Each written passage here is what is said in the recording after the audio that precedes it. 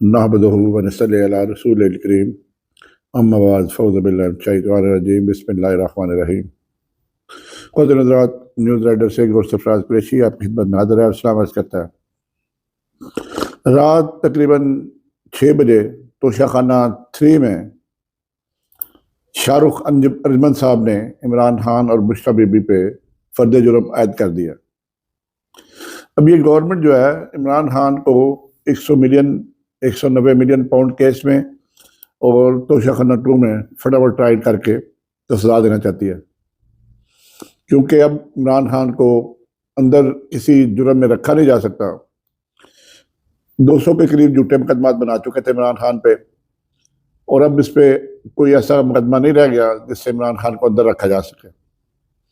तो चुनाचे इस गवर्नमेंट ने यह फैसला किया है कि शाहरुख अरजमन और जो 190 मिलियन पाउंड का केस है उसमें इसको जल्दी से जल्दी सजा करवाई जाए, और सजा देंगे भी तो वो 2 हफ्तों में मुअत्तल हो जाएगी।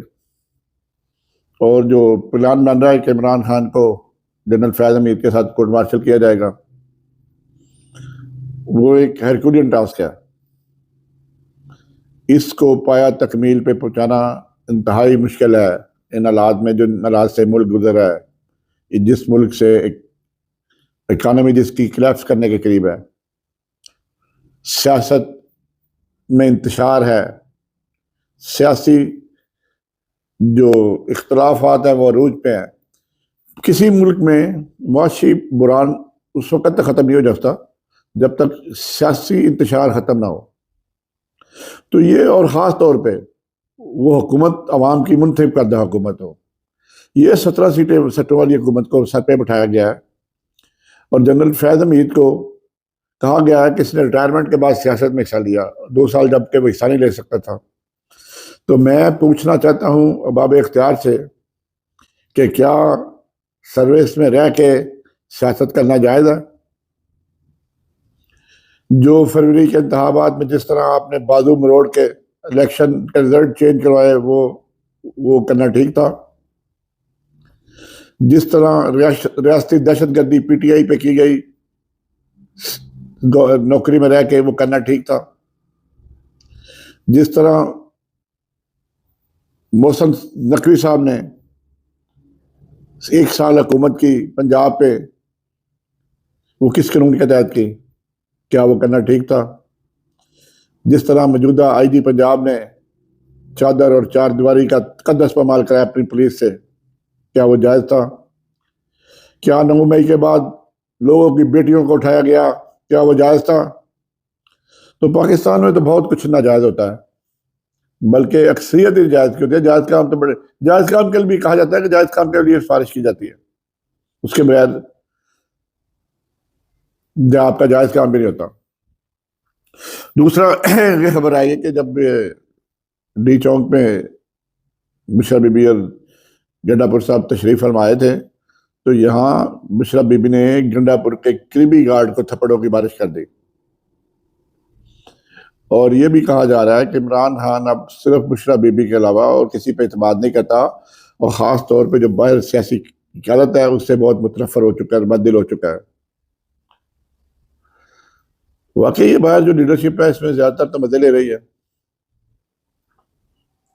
शेर अफजल मरवत जैसा बंदा जिसको हम ये समझते थे कि वो वाकई इनकलाबी है और बड़ा पार्टी के साथ मुखलिस है, 26 से लेकर 26 मई तक वो गायब रहा और उसको गिरफ्तार भी नहीं किया गया। ब्रिस्टल गौहर को आज तक नहीं गिरफ्तार किया गया, क्या वजह बताई जा सकती है? शेर अफजल मरवत DIG इस्लामाबाद से जाके माफी मांग के उसके साथ वीडियो बनाता है। तो ये कहीं ना कहीं तो इनकी गोटियां सेट है ना, जिसपे नहीं कहा जा सकता, जिसपे इनको नहीं पकड़ा जा रहा। दूसरा, जो इस्लामाबाद हाई कोर्ट में जजेस आ रहे हैं, वो तमाम वो जजेस तकरीबन आ रहे हैं जिन्होंने इमरान खान को सजा दी थी, या इमरान खान के उन्होंने केस ट्रायल किए थे। और ख़ास तौर पे बदनमा नाम है जो हमायूं दिलावर का, जिसने 30 मिनटों में 42 सफ़ों का फैसला लिखवा दिया और लिखवाने के बाद टाइप करा के अनाउंस भी करा दिया। इस जज की काबिलियत पर इसको ऑस्कर अवार्ड मिलना चाहिए। लेकिन ये ऑस्कर अवार्ड तो नहीं दे रहे, ये उसको हाईकोर्ट के जज के लिए नाम उसका प्रपोज कर दिया गया। अगर ये बंदा हाईकोर्ट का जज मिल गया तो मैं तो उनको 21 तोपों की सलामी दूंगा, इस जुडिशरी को। जो ये जुडिशरी हमारे गले पड़ने जा रही है, इन्हें 21 तोपों की सलामी मिलनी चाहिए। दूसरा एक अहम केस हुआ है जो आज जो फौजी अदालतों में सिविलियन के ट्रायल के मतलब, उसमें जैसे मैंने आपको कल कहा था कि ये हारिस साहब एक दिन और भी लेंगे और फिर एक दिन और लेंगे, आज भी वही पुरानी बातें करते रहे। बस वो साइटेशंस पढ़ के टाइम लेता है, पढ़ते जाता है। जज भी नहीं मना करता है, सीनियर वकील है वो, और उसके बाप की वजह से बड़ी इज्जत की जाती है। तो आज अब केस ऑलमोस्ट अर्जन होने लगा, तो जो पिटिशनर के वकील खड़े हो गए, इर्तजाज हसन भी खड़े हो गए। इर्तजाज हसन अब खुद पिटिशनर है। उसने कहा जी कि इतना अर्सा हो गया, कुछ बंदे तो सजा भी काट चुके हैं, तो उनको तो कम से कम इनको आर्मी वालों को कहें कि कम से कम उनको तो छोड़े, जो अपनी सजा मुकम्मल कर चुके हैं, या जो माफिया डाल के सजाएं पूरी कर चुके हैं, या बेगुनाह होने की वजह से अंदर है। बेगुनाह तो नहीं करते। और दूसरा कह रहा है जी इसके फैसले जो लिखे हैं वो भी हमें दिए जाए। तो एडिशनल अटॉर्नी जनरल को बताया गया रोस्टर पे, उसने कहा जी हाँ जी फैसले बताए कहाँ हैं। तो उसने कहा जी उसमें तो सिर्फ लिखता है गिल्टी नॉट गिल्टी। ये इनका फैसला होता है आर्मी कोर्ट्स का। कोर्ट मार्शल में लिखते हैं गिल्टी और नॉट गिल्टी, और अंडर ओथ लिखते हैं वो। लेकिन लिखा लिखा फैसला वहां जैक ब्रांच से आता है, और यहाँ एएसएफ में हमारे एक डिप्टी डायरेक्टर साहब है जो झूठे वादे करने में उनका कोई सानी नहीं है,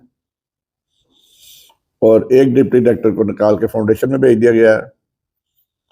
जिसने भिजवाया मुझे उसका भी पता है, और क्यों भिजवाया गया मुझे उसका पता है। और ये जो मौजूदा डिप्टी डायरेक्टर है ये किसके कहने पे काम कर रहा है ये भी मुझे पता है। ये किसी वक्त में ये मैं आपको पूरा विला करके बताऊंगा, और जो ये ट्रांसफर्स हुई हैं और मौजूदा जो पोस्टिंग हुई, ट्रांसफर पोस्टिंग, उसमें बात करूंगा। बहरहाल मैं लाहौर और इस्लामाबाद में जो चीफ सिक्योरिटी अफसर है उन्होंने बड़ा अच्छा, अपने बड़ी मेहनत की है उन्होंने, और दोनों बड़े शरीफ बंदे थे। बड़ा अच्छा तरीके, बड़े अच्छे, सख्ती तो करनी पड़ती है। अब जो चीफ सिक्योरिटी अफसर एयरपोर्ट का होगा, अगर सख्ती नहीं करेगा तो कमांड कैसे करेगा? उसका तो ये वैसे ही एसएफ वाले जीना दोबारा कर देंगे। तो सख्तियां तो करने से वो ज़ाहिर है वो अवाम में जो उनके स्टाफ है उसमें मकबूलियत कम हो जाती है। लेकिन वो ओवरऑल मैं बात कर रहा हूँ, एक दो इंसिडेंट को छोड़ के सीएसओ नदीम आसिफ साहब बहुत अच्छा उन्होंने अपनी कमांड की, और यही से वो प्रमोट भी हो गए, फुल कर्नल हो गए। और अब मेरा ख्याल है उन पर जाने वाले यहाँ या जा चुके होंगे। एक आध इंसिडेंट उनका हुआ था, एक केस बन गया था, बड़ा मशहूर भी हुआ। लेकिन ये जो एएसएफ के अफसरान है जो वादे करते हैं, ये तो वादे भी नहीं पूरे करते हैं। ये मौके की नज़ाकत के मुताबिक चलते हैं, हालात और वाक़यात देख के चलते हैं। और उसके बाद ये कर्नल राशिद थे, कर्नल राशिद पुंगड़, उन पे भी उन्होंने बड़ा अच्छा टाइम गुजारा। एक दो इंसिडेंट हो ही जाते हैं, जब आप कमांड करते हैं तो नीचे इंसिडेंट हो जाते हैं, लेकिन उनको फेल करने की कोशिश बाकायदा की गई, और इसके बावजूद उन्होंने सर्वाइव किया और अपना अच्छा टाइम गुजार के वापस जा रहे हैं। तो बाद में ये वो आर्मी एक्शन निकलती ऐसे पे आ गई है। तो फिर जजों ने जो प्रेयर 3 दिन पहले हफीजुल्लाह न्याजी ने कही थी, तो उन्होंने जजों ने उसको डांट दिया था कि ये तो हम, इसका मतलब है कि आर्मी के जो ट्रायल है सिविलियन के खिलाफ उनको लेजिटिमेट कर रहे हैं, उनको हम कानूनी हैसियत दे रहे हैं। तो आज वही बात जब इत्तेजाज से की तो उन्होंने कहा ठीक है आप अपने फैसले अनाउंस कर दें, लेकिन वो फैसले अगर आप उसमें बरी भी करेंगे, ये subject to the decision of this institution court, supreme court की जो है। तो अगर वो सुप्रीम कोर्ट कह दे कि ये सिविलियन के ट्रायल नहीं हो सकते, जस्टिस मंदो खेल है तो खुल के अपनी राय दे दी है कि सिविलियन का ट्रायल मिलिट्री कोर्ट्स में हो नहीं सकता। और मैं being a student of constitution, being a student of politics, being a student of law, मैं खुद समझता हूँ कि सिविलियन का ट्रायल आर्मी कोर्ट्स में नहीं हो सकता, नहीं हो सकता, नहीं हो सकता। लेकिन अब उन्होंने, चूंकि समाज जो है वो दिसंबर के बल्कि जनवरी के दूसरे हफ्ते में चली गई है, और ये जो जजेज हैं जो 15-15, 20-20 लाख सैलरी लेते हैं, ये छुट्टियां भी टका के करते हैं। अभी वो मौसम सरमा की छुट्टियां लाहौर हाई कोर्ट्स में भी हो रही हैं, सारे हाई कोर्ट्स में भी हो रही है, सुप्रीम कोर्ट में ज़्यादा हो रही है। तो उन्होंने कहा ये छुट्टियों के बाद जो है वो हम डिसाइड करेंगे कि ये ट्रायल जो है सिविलियन के क्या उसकी कानूनी हैसियत थी या ये गैर आईनी थे। तो मैं तो आपको अपनी राय दे चुका हूँ कि स्टूडेंट ऑफ लॉ कोई लिजिटिमेट नहीं होंगे इंशाल्लाह ताला ये। और अब ये बंदे जिनको सजा दी गई है होगी वो जेल के यहाँ हैंड ओवर कर दिए जाएंगे, जहां उसके लवाकिन हफ्ते में 2 दफा मुलाकात कर सकेंगे। दूसरी मेरे पास बड़ी इंपॉर्टेंट इंफॉर्मेशन आई है जिसमें मैं कल इंशाल्लाह ताला, आज चूंकि जुम्मे का दिन है, भी ये 4 बजने वाले हैं शाम के, तो मैं इंशाल्लाह ताला वो जो लड़की जिसकी लाश सिविल अस्पताल के ट्रामा सेंटर में, अल्लामा इकबाल मेमोरियल अस्पताल सियालकोट के ट्रामा सेंटर में जिसकी गटर में लाश फेंक दी गई थी, उसके मतलब सनसनीखेज इंकशाफात करूंगा, बताऊंगा वो लड़की कौन थी, मारने वाले ने उससे पहले रेप किया उस लड़की के साथ, बल्कि लड़की नहीं औरत थी, कोई 45-50 साल की औरत थी, और किसने किया, और इसमें किसके डॉक्टरों की कताई कहां तक थी। अल्टीमेट ये जो कत्ल है वो अपने इंजाम तो इस पे मुल्ज़म पकड़ा गया है।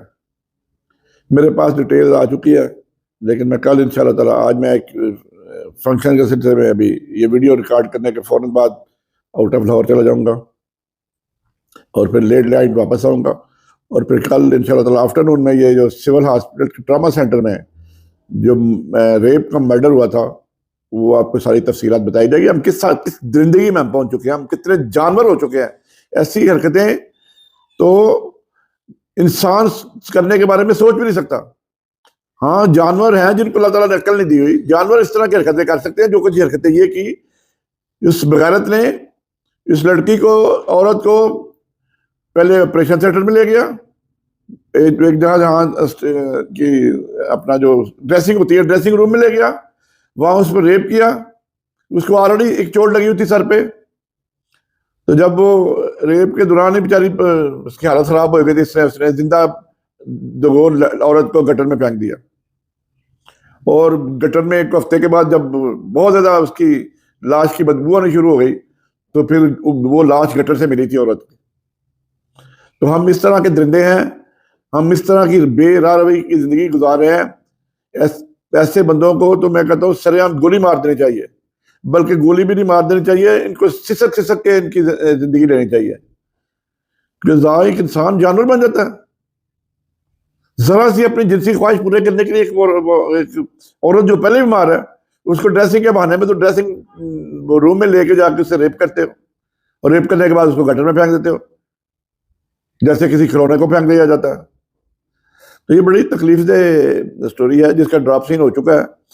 तो मैं पूरी मुकम्मल नहीं बता रहा क्योंकि ये वीडियो ऑलरेडी लंबी हो चुकी है। तो कल इंशाल्लाह ताला दोपहर में ये जो रेप हुआ है और जो मुल्ज़म पकड़ा गया उसकी तफसीलात आपको बताई जाएंगी, और किस जिंदगी के साथ उस औरत को कत्ल किया गया और रेप किया गया ये भी आपको बताया जाएगा। तो ख्वातिर इसी के साथ मैं आपसे इजाज़त चाहता हूँ। इंशाल्लाह ताला बशर्ते ज़िंदगी कल किसी और मौजूद में बात होगी। दुआ का ख्याल रखें, दुआ में याद रखें, और अल्लाह ताला आपको भी हिफ्ज़-ए-मान में रखे। मुझे दें इजाज़त। अस्सलामु अलैकुम व रहमतुल्लाहि व बरकातुहू।